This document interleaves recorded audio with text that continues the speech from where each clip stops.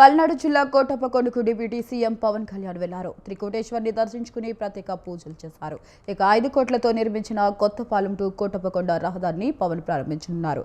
ఎలిఫెడ్ వద్ద జనసేన కార్యకర్తలు నాయకులతో కాసేపు పవన్ మాట మంతి నిర్వహించనున్నారు.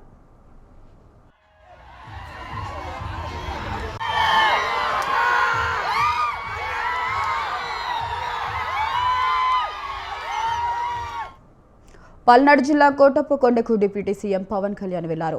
త్రికోటేశ్వర్ని దర్శించుకుని ప్రత్యేక పూజలు చేశారు. ఇక 5 కోట్లతో నిర్మించిన కొత్తపాలెం టు కోటప్పకొండ రహదారిని పవన్ ప్రారంభించనున్నారు. ఎలిపెడ్ వద్ద జనసేన కార్యకర్తలు నాయకులతో కాసేపు పవన్ మాట మంది నిర్వహించున్నారు. ఇదే అంశంపై మరింత సమాచారం మా కరెస్పాండెంట్ వీరస్వామి ఫోన్ ద్వారా అందిస్తారు. వీరస్వామి, చెప్పండి, మరి పవన్ కళ్యాణ్ అయితే కోటప్పకొండకు చేరుకున్నారు. ప్రస్తుతం పరిస్థితులు అక్కడ ఏ విధంగా ఉన్నాయి? వైశాలి, ప్రధానంగా చూసుకున్నట్టే పల్నాడు జిల్లా నర్సరావుపేట త్రికోటేశ్వర స్వామిని కోటప్పకొండలో డిప్యూటీ సీఎం పవన్ కళ్యాణ్ ఈ రోజు మాత్రం దర్శనం చేసుకున్నారు. దర్శనం చేసుకున్న తర్వాత పట్టు వస్త్రాలు, తల మీద పట్టు వస్త్రాలు పెట్టుకుని త్రికోటేశ్వర ఆలయంలో ప్రవేశించి ఆలయంలో త్రికోటేశ్వర స్వామికి పట్టు వస్త్రాలు సమర్పించారు. అనంతరం మాత్రం ప్రత్యేక పూజల్లో కూడా పాల్గొన్న పరిస్థితి నెలకొంది. దాదాపు కోలాహలంగా మారిందని చెప్పుకోవాల్సిన పరిస్థితి నెలకొంది. ఈ పర్యటనలో మాత్రం యువత అదేవిధంగా చూసుకున్నట్టే సీఎం సీఎం అంటూ కేకలు వేసిన పరిస్థితులు కూడా నెలకొన్నాయి.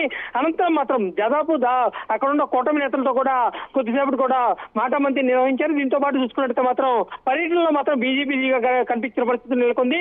కోలాహలంగా మారిందని చెప్పుకోవాల్సిన పరిస్థితి ఉంది. దాదాపు చూసుకున్నట్టే మాత్రం పవన్ కళ్యాణ్ మొదటిసారిగా ఇక్కడికి వచ్చాడు కాబట్టి, అదేవిధంగా చూసుకున్నట్టే మాత్రం ఎన్నికల సమయంలో కూడా త్రికోటేశ్వర స్వామిని దర్శించుకోవడానికి వస్తానని చెప్పేసి మొక్కులు తీసుకున్న పరిస్థితి నెలకొంది. ఈ నేపథ్యంలో చూసుకున్నట్టే మాత్రం కొద్దిసేపటి క్రితం ఏదైతే ఉందో రహదారి నిర్మాణం కోసం దాదాపు శాంక్షన్ చేశాడు. 6 నెలల క్రితమే శాంక్షన్ చేసిన దాన్ని అధికారులతో కలిసి సమన్వయం చేసుకుని 6 నెలల్లో కూడా ఈ రహదారి కూడా పూర్తయిన పరిస్థితి నెలకొంది. 7 కిలోమీటర్ల మొత్తం రహదారి 6 నెలల్లోనే పూర్తి చేసిన పరిస్థితి నెలకొంది. దీనికి సంబంధించి కూడా అధికారులు కూడా డిప్యూటీ సీఎం పవన్ కళ్యాణ్ కూడా శభాషాన్ని మెచ్చుకోవడం జరిగింది. దీనికి సంబంధించి కూడా అన్ని ఏర్పాట్లు కూడా పూర్తి చేసిన పరిస్థితి నెలకొంది. కొద్దిసేపటి క్రితం ఏదైతే ఉందో ఆ రహదారిని కూడా ప్రారంభోత్సవం కూడా చేశారు.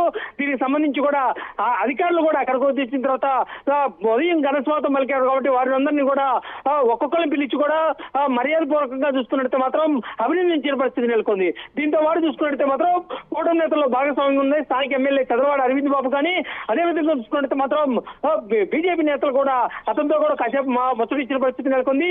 ఏదైతే ఉందో పల్నాడులో కూడా ఈ టూరుకు మాత్రం బాగా విజయవంతం అయిందని చెప్పుకోవాల్సిన పరిస్థితి నెలకొంది.